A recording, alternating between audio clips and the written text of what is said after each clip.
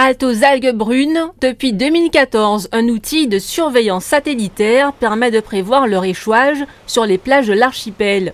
Et si la mission Sargasses est en visite sur le territoire de la communauté d'agglomération de la Riviera du Levant, c'est qu'un arrivage est à envisager vers la mi-février.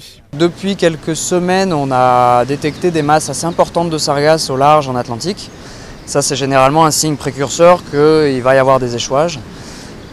Donc nous, un bureau d'études réalise une veille satellitaire, c'est-à-dire que tous les jours, ils analysent des images satellites qui permettent d'identifier ces masses. Mais bon, en cette période, il y a eu beaucoup de nuages aussi, donc les incertitudes étaient assez grandes.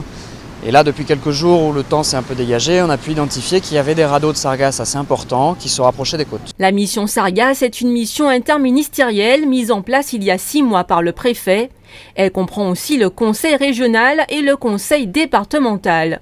Pour ce tour des sites du Gosier, Saint-François et de Sainte-Anne, il s'agissait de définir les mesures à prendre et les besoins nécessaires. Hier, à l'occasion d'une commission des élus chargée d'examiner les modalités selon lesquelles la dotation d'équipement des territoires ruraux allait être distribuée, on a décidé d'ores et déjà d'affecter une somme de 500 000 € aux acquisitions que les communes seraient amenées à faire dans l'urgence si elles étaient confrontées à des arrivages massifs. La prochaine invasion de sargasses pourrait concerner les zones habituellement les plus touchées, à savoir le Sud Grande-Terre, la Côte au Vent à Basse-Terre, les Saintes, la Désirade et Marie-Galante. La CARL fait appel à un prestataire pour les enlever et tenter de limiter leurs conséquences. Il y a des problèmes qui se posent sur le plan olfactif si les sargasses restent trop longtemps entassées.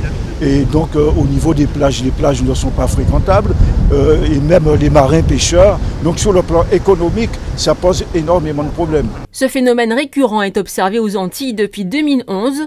Pour l'instant, il est seulement possible de nettoyer les rivages et de chercher des solutions pour valoriser ces algues.